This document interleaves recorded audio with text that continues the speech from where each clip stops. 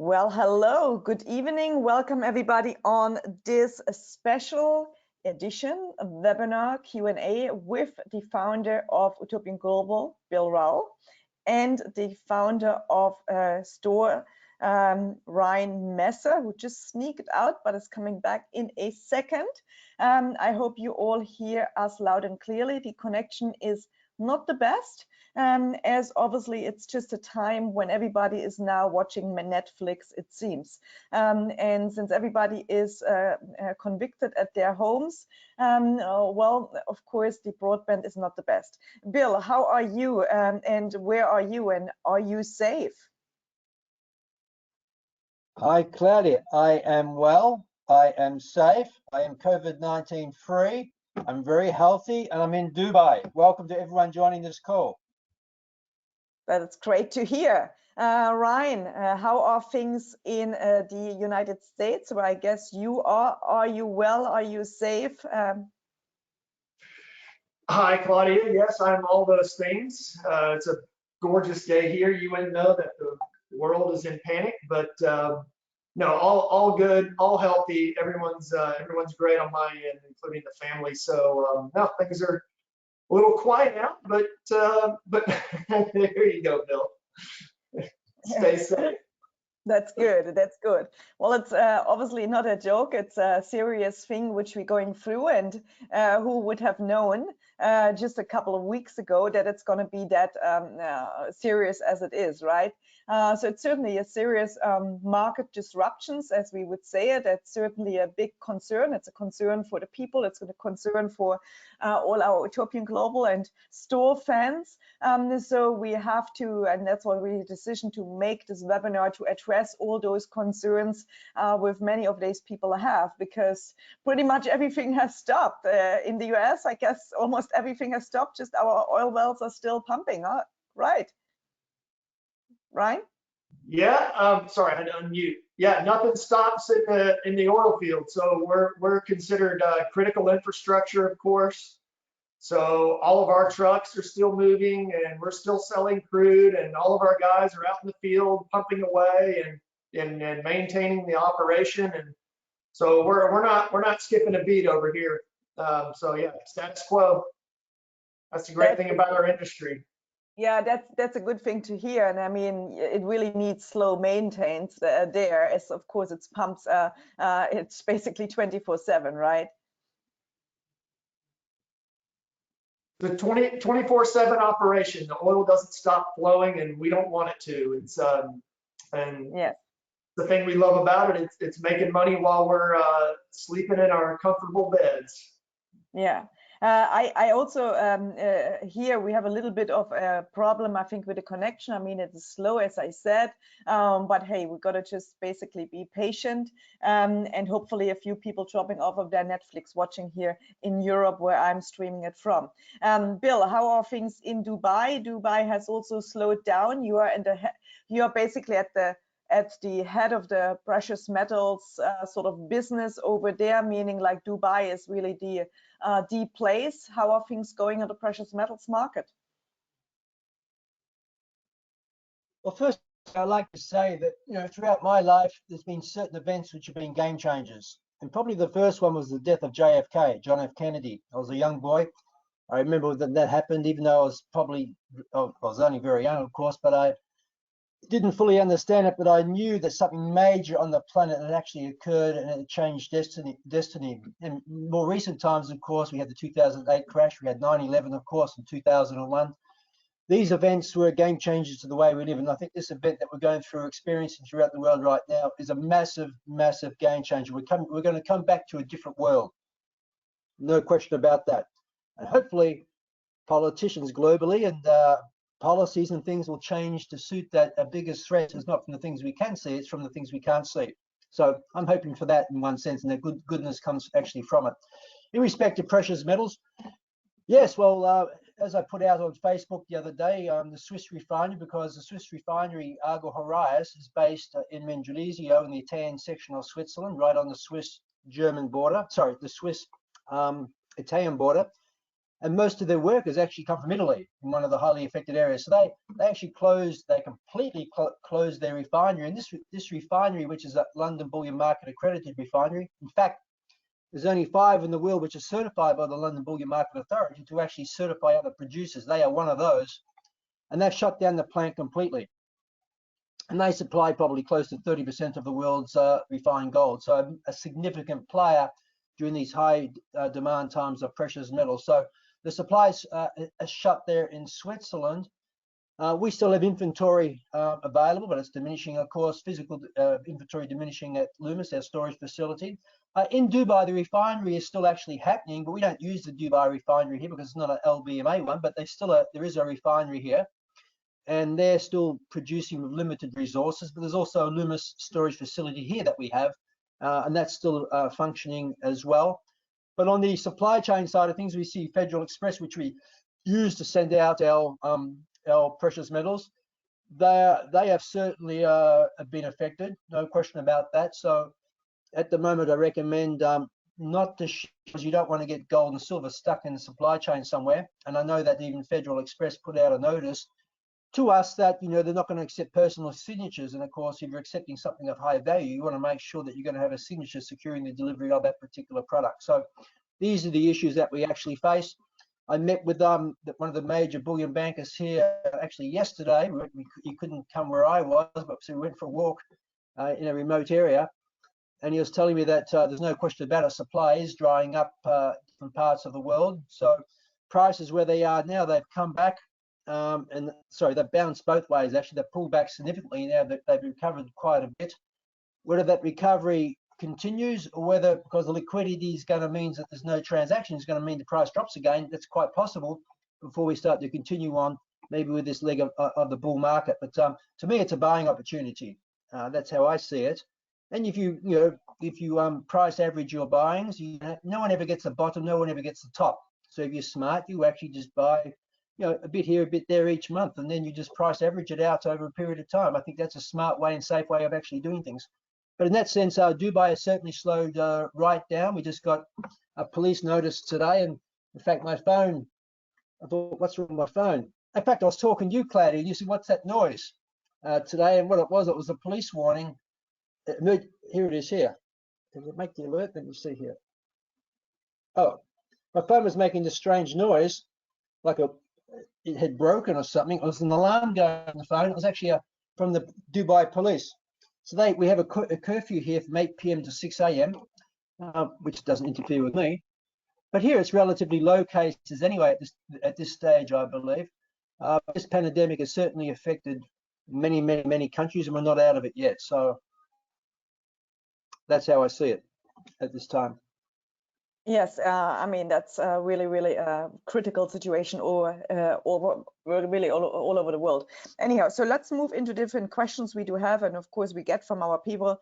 And that is certainly, obviously we had a plan, and that was to travel to some of the Latin American countries, especially Brazil and Argentina. This has been put on hold. We couldn't go there. We couldn't go meet with the government officials there. How far are we with, of course, Polystream, the project, etc. Ryan, do you want to touch on that?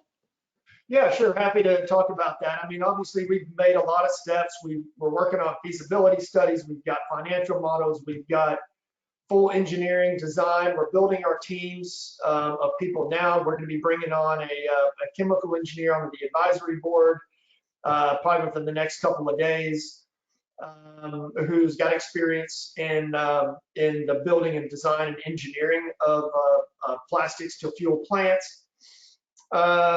Yeah, I mean, our big move, I think, our big shift in terms of direction has been focused now on Latin America, South America, in terms of deploying our first plant. We really have looked hard at the economics and the markets and have determined that probably the United States right now is not going to be the best place to deploy. It's going to be better to deploy in areas where labor's relatively cheap on a global basis, and diesel as a byproduct or a product that we're going to be able to sell is more expensive than other markets. Of course, in the US, We have most of the refineries in the world, so we have a relatively low diesel price as compared to other places in the world. So I think there are more market opportunities given that our plant is really almost a distill, as a refinery in itself, and provides to the market an extremely low sulfur diesel. So we still have opportunities where we can deploy our expertise in the midstream space to increase margins by doing various blendings and reverse blending into other products to increase margins and revenue for the company. So that's been our major shift. And I guess if there's any news to come out of my comments here, it's that we've shifted our focus down there. There's great opportunity in countries like, as an example, Brazil, where they're making great strides in cleaning up a lot of the corruption with the new government and are issuing contracts and breaking up monopolies. So that opens up the door for other, companies like ourselves that have expertise in the space to come in and fill some of those contract opportunities in a market that meets all of our criteria. So that's our main focus now. And I was supposed to leave in about 2 days' time, but they haven't canceled my flight yet, which I thought was interesting. But I know we're going to have to push it off a few weeks. So hopefully it's only a few weeks. But that's the plan, and we're moving forward pretty quickly with that. I know you've been getting a lot of queries about, how much are we impacted by COVID-19? Look, I don't think there's anybody on the planet just about that's not impacted in some way, because, we do have to rely on other companies. We rely on companies that are now, not showing up to the office. They're working from home. So it has caused a little bit of disruption from our perspective, but in my mind, it's just a delay. I think the markets will snap back. I think there's pent up demand. I think in a general sense, the markets were great before this.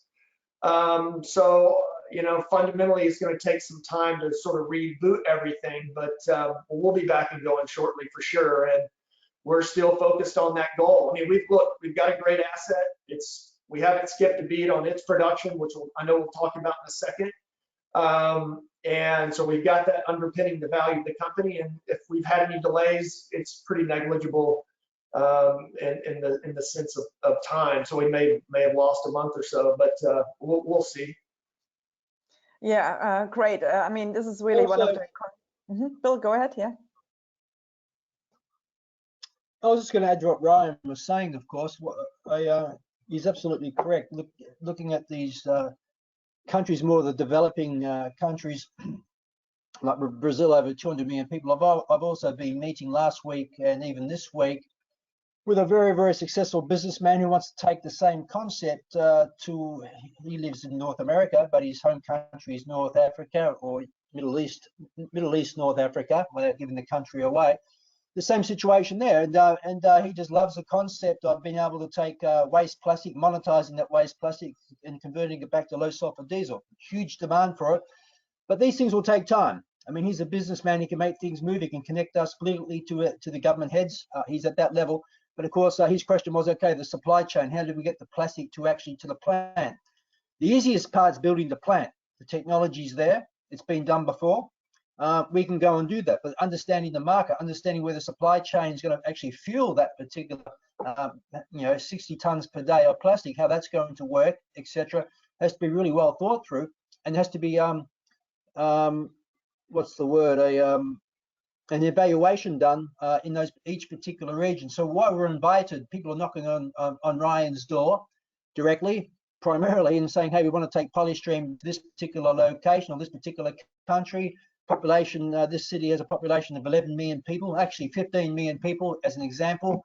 No question, waste plastic is the big thing, but being able to collect the waste plastic and get it to a specific site to process consistently 60 tons per day needs a significant evaluation. So these things do take time in that respect, understanding first of all, what your market is, how to service the supply chain. Building the actual polystyrene plant, I think you'd agree with me, Ryan, is probably the most easiest thing because it's been done before. Yeah, it's been done before, and the conglomerate of companies that we're going to be using, and at least what we've got in the design today, all out of the EU, have already been putting plants together for 25 years. So this a design that's been refined over those 2.5 decades of doing this exact thing. So this is not something new. I will say that yes, the plant design is relatively easy, but a lot of times I get this question. I get, well, how much money does it make? Well, and I say, okay, well, there are a ton of questions that go into deriving that answer. It's not as simple as here's a machine, you plant it on the ground, you put power up to it, and off you go. As you point out, you've got a whole supply chain issue on the front end and the back end of, okay, well, what's the market? What's the supply? Can we blend? What are the regulations in that market? How do we have to, and how far do we have to ship it? Where do we get our bulk material from? What kind of bulk material? Do we have to process it? Is it dry? Is it this? I mean, so, we're building a race car. And, I need to know what kind of track it's going on. I need to understand, does it need to corner well? Does it need to have, all those little things that tweak the design to ultimately allow us to build the right kind of plant for the environment that it's going in will determine the answer. So really what we do is a mini feasibility study for every site. So we'll go in if we see the right market fundamentals like in Brazil, and we'll go there, put our feet on the ground and go meet with the markets, go understand what the logistics of the supply chain look like, so we can begin to build that model to give the answer that we're looking for in terms of how much money, or does this particular plant at this location, will it make money for us? But in a general sense, yes. And so that's why we're focused on areas like South America. So I think the best opportunities in those markets. Thanks, Ryan. That's great. And actually, I just got, while we were speaking, we're getting a lot of requests. I just got one I have to send to you from Paraguay as well, which is also Latin America. And also for the people on the call here, if you do have somebody obviously who is looking to actually take it themselves on, here's some connections whatsoever. We always, Brian has a letter prepared which has more detailed information as to what it is required in order to build these plants in the different places. But let's move on. One of the most of course asked questions, and I have here my phone here so that I'm looking, of course. So on Raccoon Bend, obviously, right now the asset which we do have, which is producing cash flow, is Raccoon Bend, as we all understand. Basically, how has it been affected from the oil price? And obviously, when are some cash payments, how are we in the planning of those cash payments to come out? Yeah, so the first part of the question is that we've been affected by what's going on. Not by COVID-19 per se. Well, I suppose indirectly the oil markets have been affected by COVID-19 because, obviously with, transportation cut way back, flights, that impacts the demand on refined products, which impacts the demand on crude. As I pointed out many times, and I think just about on every call we've done, we put hedges in place. So we have contracts with British Petroleum. So we've hedged our oil price. And so our floor right now is $50. So we've got about half our production pledged at $50 through July. So past July, we've got exposure, but we have plenty of time to put on more hedges between now and then. And of course, the market has to come back because Saudi Arabia, for that matter, Russia, and all the major players that have caused the other issue, which has intersected, ironically, at the same time as COVID-19. No one can hack these low prices for very much longer. So we are currently protected. One of the questions was around the financials, and I think we're going to show that here in a second. But the second part of the question was, remind me, please. It was on the cash payments, which, yeah. So we're still targeting for July. There's a possibility that we could do something earlier than that, but we're still exploring those ideas. But right now, the target's still July. Thanks. So let's move on to the financials. That was another question actually, and that is, let me read it out here. So what is Raccoon Bend basically turning over currently? Yeah, so we make on about an annual basis around $600,000 net, or is that as we did in 2019, $662,000 for the year. Is it? Okay, that's good. So you can see there's two sections here.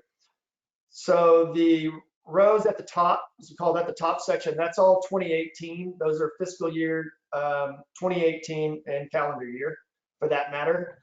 From January through to December. If you could scroll to the right, you'll see that in 2018, net to the 12% in the field, scroll just a little, yeah, the field made $725,000. Okay, and then this year it made about $662,000 in 2019. So that's these bottom rows here. We break it down in revenue, we subtract operating expenses, we come up with income, and then you have total capital costs. What are capital costs? Capital costs are things where we spend money in the field to develop or improve production. Working over a well, putting rods, tubings, pumps, drilling, things like that. So that's capital costs. So I include that in the number so you can see what the net cash flow is. That's us taking revenue and investing it back in the field. And then you have net income, or if it's in parentheses, a loss for that month after capital expenditure and tax. So that bottom line is what we receive on a monthly basis, and then of course we got it tallied up year to date. So 2019 was $662,000, which is again roughly that 20%. So why the difference between 2018 and 2019? If you look at 2018 oil prices were a little bit higher. So these are unhedged numbers in here. These are directly from the field and from the operators. This does not include our hedges in here. And that is the whole field. That's the whole field, correct? This is just to the net to the 12%. So this has been netted down. So if you want to see what the whole field makes, you can roughly multiply this number times 8. Understand. And to get the total. If you look at, so I put the price of oil per month so you can see how it impacts revenue. As you can see in, let's just use July of 2018, the price of oil was $77 a barrel. We received $214,000 in revenue that month. For the same month, a year later, we received $121,000 revenue. Now, some of that could be a little bit of the production coming off because they did do a little bit more development in 2018. 2019, there wasn't as much development, if you all remember, because we were making the acquisition, which took us from January all the way to August to get this deal closed. So there wasn't much development. And you can see that in the capital expenditure line, capital costs, January, February, all the way through to July. And then in August, we spent $114,000 to drill a couple of wells that we drilled. So all that ties, I think, to the history and what we've given everybody in terms of updates. And so there you go. There you have it. Those are the numbers from a field level and directly into the subsidiary that is owned by Storh. So I'm happy to take questions on those as they come in.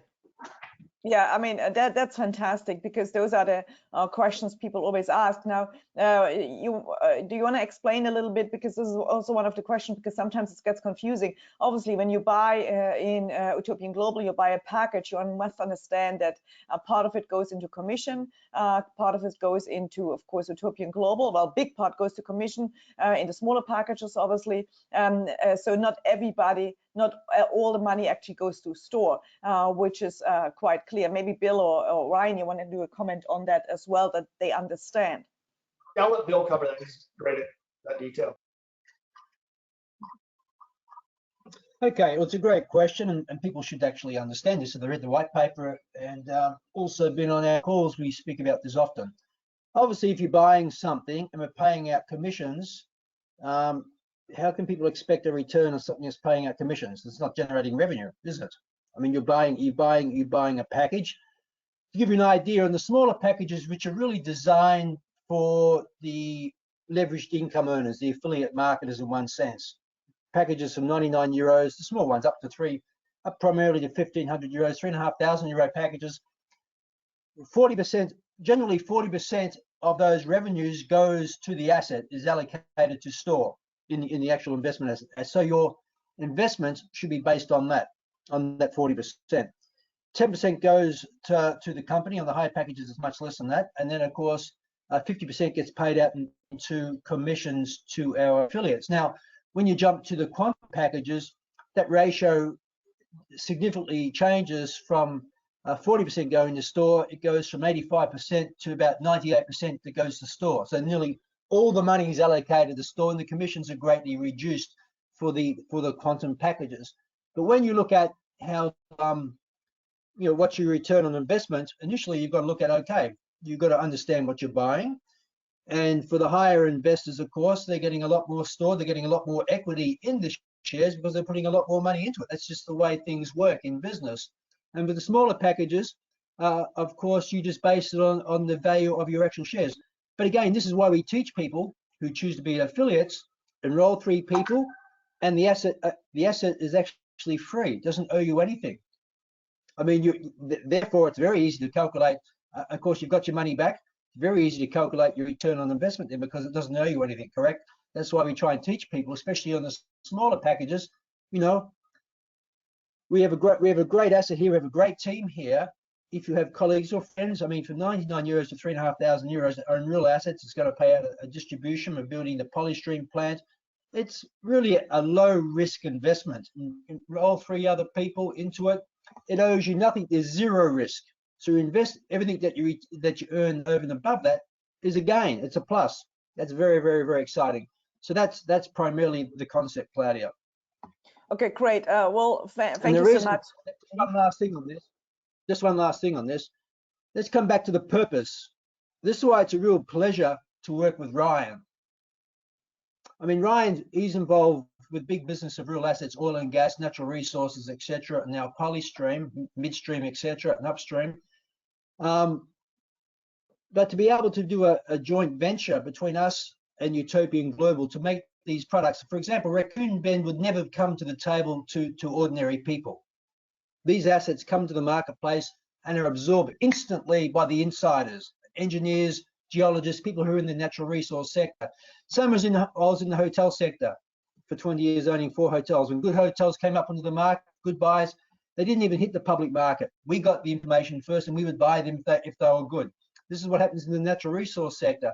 So the whole idea of the partnership, because of my relationship with Ryan, which goes back to 2003, 2004, when I invested heavily in an energy fund, is that let's make these hard assets available to all people, not just the people who are in the club. That is the purpose of Utopian Global, and that's the purpose of these smaller packages. So we're absolutely blessed to be able to do this. Now, what we're building with Polystream is a massive project. Okay, it's a very, very exciting project, and building big projects like this takes time.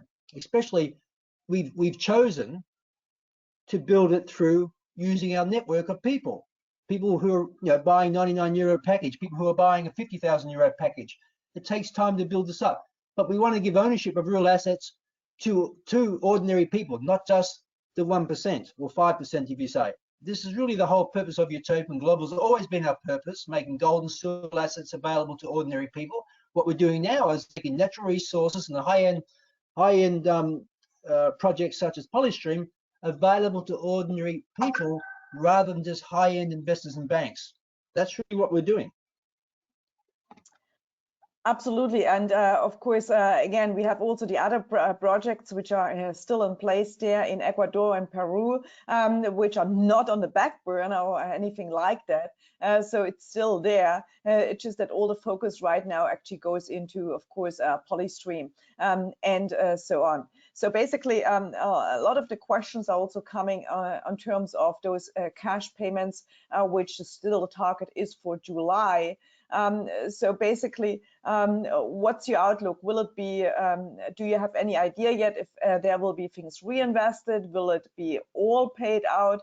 Will it be a quarter? So are there plans in place already? I would say right now it's too early. I mean, we still have to have a lot of those discussions.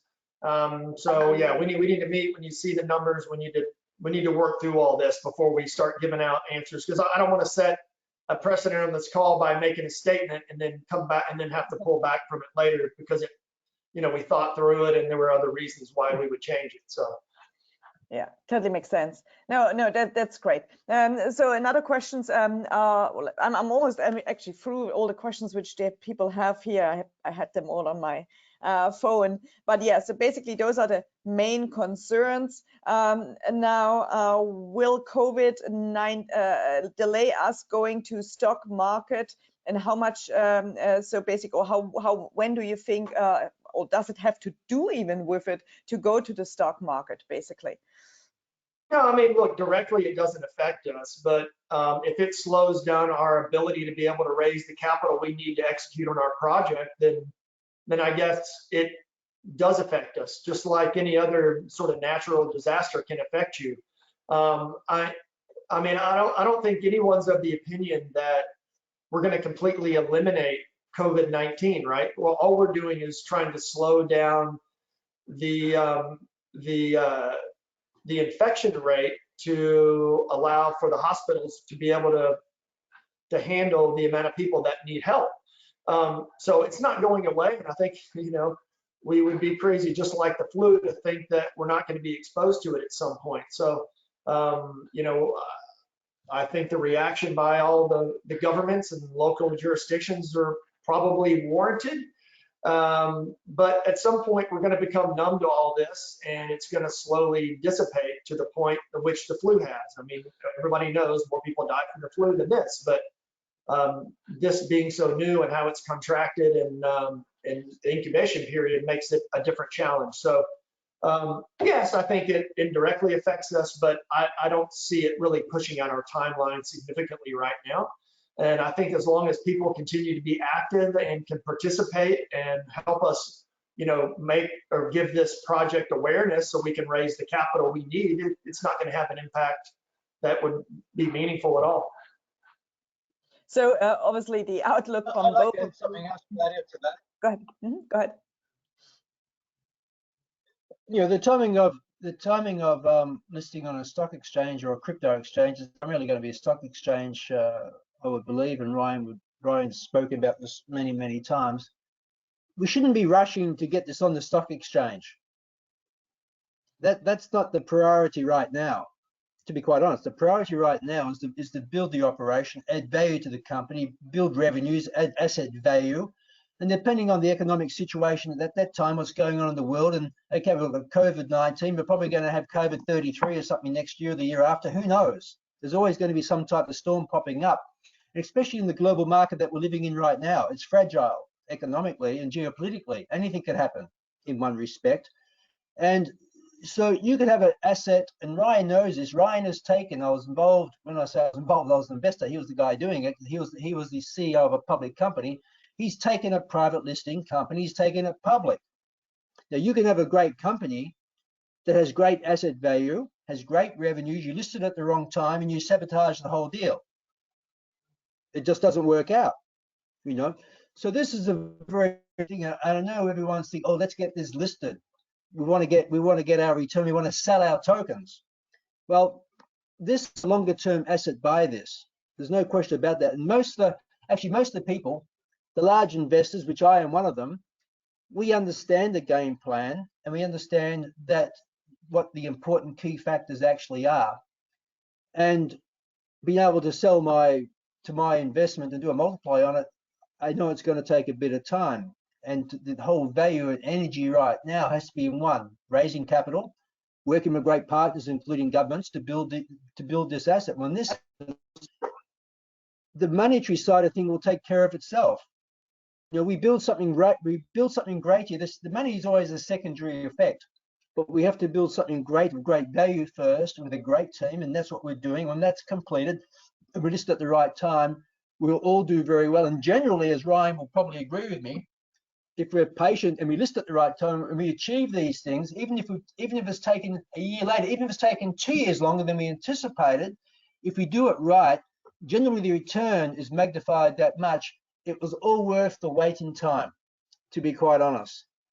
But if we're impatient, we rush things and we're emotional about it, and we want to list this because we own 100 euros of tokens and we want to be able to get it listed on the exchange so I can sell that 100 euros of tokens and make so much, we're going to sabotage it. I mean, I've been very direct up front from the very beginning of this concept. how we want to do this. And this is a long-term raccoon Bembe purchase because it generates revenues now. Absolutely fantastic, low-risk asset. I mean, Ryan's found a jewel there. And now, of course, building the polystream one, it's a fantastic concept. To me, it's not going to be listed in 2020. Look what's happening in the world now. We're already heading into April, you know. So if it's going to be listed, things can change very quick though. With that said, we can have a government say, come to us in the next 2 or 3 months and say, we want to sign the contract, we want this to move ahead. And things can actually move and turn around very, very, very fast. That is true. But where we're looking at things right now, I think, you know, it's really going to be 2021 before that actually happens on a listing minimum. And the whole focus now is about is doing the market research and building the actual asset and get it into production. That's really what the focus has to be on. Absolutely. And I mean, the great thing is, and it's what we always have been saying is, look, if you market the product which we have, you know, you're going to make cash right now.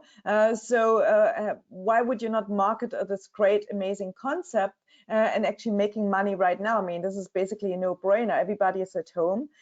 We cannot go out. It doesn't matter. We are all equal. If you're in the United States, in Dubai, for the first time, we are all equal. South Africa locked down today. We have plenty of people on the call from South Africa, Argentina, Brazil. Everybody's on lockdown. Everybody is at home. Everybody needs to do something. Many people got rid of their jobs. There's more businesses closing. If you could just mute yourself because it's, guys, mute. Okay, I'm gonna when you got a second too. Yeah, thank you. So look what really it's happening. So I mean, this is an amazing opportunity as well for you to share it. We have been really now on basically doing presentations in the morning every day. It is morning. Tony Tran from Australia did host the Australian, New Zealand, Asian region presentation. Every morning we do that. My time 9 a.m. No, sorry, 10 a.m. I think it's something like 7 o'clock, like Brisbane time. I think 10 o'clock Auckland time. Every morning, spreading the message. We have, I believe, different people in different places. They've really gone full out Zoom for the African regions, for the UK regions. We have Latin America, and I'm be on the next few 3 hours on calls there. All those regions they pulled together. Okay, they are not typical regions for do it online. They're really more so offline person, but they all came together and actually basically now being online and really doing a lot of Zoom calls and presentations online to spread the message, because they love this project and they love, of course, to share the project, but also it gives them cash flow right now, while of course investing in long term and doing actually something for the environment. I know we have great people there also in the UK doing fantastic stuff there. Really great, you guys. Of course, that's fantastic. In Norway, all over the world, really, we have people now who are typically offline people now coming online, and well, we all have to change. We have all had to change the way we did business before. I'm also an offline person. Well, I also had to come online to do more. That's just the way it is. So nothing stops us from doing our project. No, we are not slowing down. There's maybe things slowing down, but of course, the production, of course, in Raccoon Bend and so on, this is still going on and everything is going ahead. So basically, guys, I have no more questions coming here. As Jason said very well, Rome wasn't built in one day and the patience is virtue. Absolutely, that is the case. So it is what it is, isn't it? I'd like to add something, Claudia. Yes. Yes, we have people all over the world who've been involved with us for many years. This is the 12th year that we've been running this particular company. And I want to tell just a brief story how I got involved with multi-level marketing or leveraged income. I mean, right now, we just saw in the United States that I think we now have 3.7 million people have applied in the last days for unemployment benefits, because obviously this particular crisis, the closure of businesses and different things. We see this happening all around the world. There's people suffering right now. What can really help people right now is an extra 300, 500,000 euros per week or per month, whatever. They need cash flow, correct? I mean, here in the Emirates, if you're not working, you don't get paid. Simple as that. They don't have the luxury of the West, and many countries around the world are actually like that. But I'm going to touch a brief story how I got involved in this particular industry. And it was actually in 1991. I was in Melbourne, Australia. I was in my second hotel that I owned, and interest rates were 21.5%. It was a crisis, no question about that. And I was on the razor's edge of going under. I was burdened with debt. So when you're paying 21.5% on debt, any profit that you're making is primarily going to service the debt. I was living on the razor's edge. And a businessman came in and said, Mr. Bill, I would like to share a business concept with you. And he actually introduced me to the world of leveraged income, being able to compound your time. And while I didn't like the company that I was actually with, I grasped instantly the concept of actually how to compound your wealth, compound your income. I just fell in love with the concept. I thought this was ingenious. Now, this particular company, actually it was many months later, I got engaged with that particular company, and the requirement was that you had to buy 150 Australian dollars worth of nutritional product per month. And then if you shared it with other people, they bought their consumable products as well. You earned a commission. And to me, I thought, this is an absolutely no-brainer. I mean, I buy these products anyway, so why not convert my spend? I'm going to buy this, of course. And I did that. And over a period of time, in fact, I went to London, met the owners of the particular company, got the rights to take it to Germany. And in the end, as you know, Claudia, because you worked in customer support for this particular company, I ended up earning a strong six-figure income passively from this particular network to leverage income. So here I am running my hotels in Australia, and I'm quietly and passively, I'm earning a six-figure income generated in some other part of the world where we built a team of over 53,000 people. Significant game changer to me. We ended up going from being on the razor's edge, going to actually buying hotel freeholds, etc. And the point I'm making here is, here you don't have to buy nutritional products, which is nothing wrong with that. I still buy nutritional products today. You don't have to spend $150 per month. We're talking 50 euros per month. You're getting ownership of real assets, which is going to produce another secondary income for you. You build a network, work with 5 or 6 people, work and train them, duplicate with that, and over time, you will generate many, many thousands of euros in commissions per month. It is a powerful program that we actually have. And quite often, even today, when I go back to Australia and even when I travel into Germany, I bump into people I haven't seen for some time. They'll ask me, are you still doing that thing? Thing meaning, are you still doing, sarcastically, are you still doing that network marketing company, or are you still doing that leveraged income concept? And I'll say, yes, I'm still doing that thing. I love to do that thing because it was a game changer for me. This is a business that is available for all people. I was a business person running my hotels, and here I am buying my nutritional products each month, sharing it with my friends and family, buying it as well. And I ended up building a huge network of over 50,000 members, and of course, earning a six-figure income quietly. Here we have a concept again, 50 euros a month, less than $2 per day. You get ownership of assets, and you have a powerful, powerful cash flow system, platform at your fingertips, which gives you ownership of real assets, which are going to generate another secondary income for you. It's a no-brainer. To me, it's a no-brainer. Introduce it to 3 people, you have your money back, 0 risk. Build a team of 8 people anywhere in your first 2 levels, you're cash flow positive. You're getting your assets for free. Assets every month, building your cash flow, a no-brainer. But people look at these things, they get into analysis paralysis. I mean, the risk is really so minimal. And most people spend $2 on BS every day, and they blow it. And here they are, they've got assets, they've got a company that's been around for 12 years, have ownership of real assets, managed by a great team with Ryan and his team, and they can't make a decision. No wonder they're stuck in life, and no wonder they have only maybe 1 paycheck away from being broke. Because most people in this situation right now are 2 or 3 paychecks away from being broke.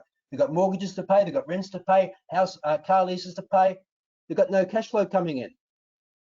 This is the savior. People need what we've got right now. And I tell you right now, it works. but you got to learn the craft. You got to learn what we have here, get the understanding, learn how to present it. Most importantly, you have a real team and a real company, and it pays out. It's fantastic, and it's low risk. There's no need for anyone to get themselves over the head with what we're doing. You can get started for 99 euros, less than $2 a day for the asset accumulation each month. A coffee today cost me $3, $4. And here you are getting ownership of assets and an international global business.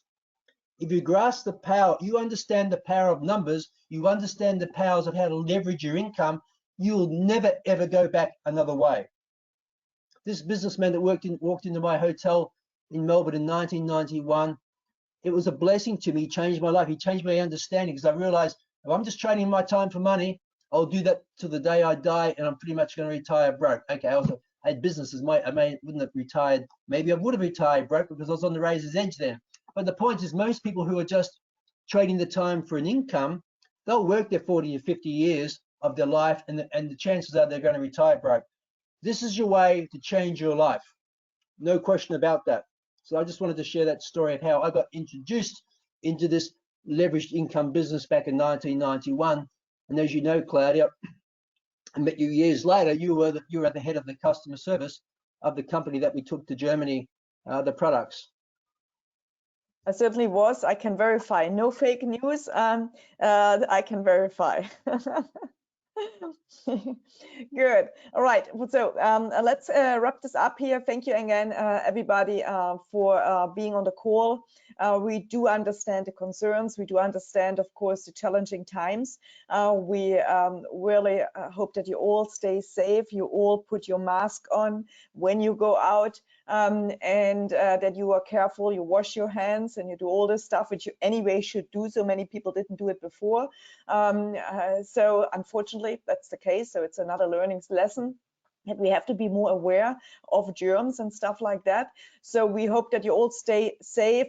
We certainly going to take after, look after us, all of us individually, being here condemned at our homes. It's a good time to start cooking healthy. If you haven't eaten healthy before, if you have been out there all the time and eating fast food, well, now it's the time to actually really look after your body, look after your soul, look after your mind. Don't watch too much news, because this doesn't help you either.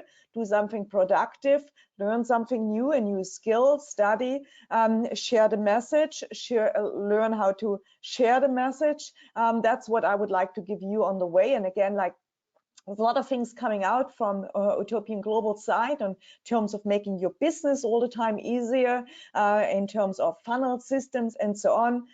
We have translated more languages, if you have ever checked the language tab.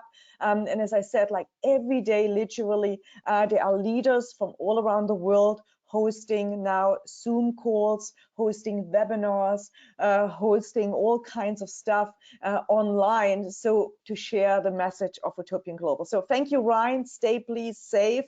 I know you live in a beautiful spot, and you have plenty of fresh air, and you're not living in a city, so you're really, really lucky, aren't you?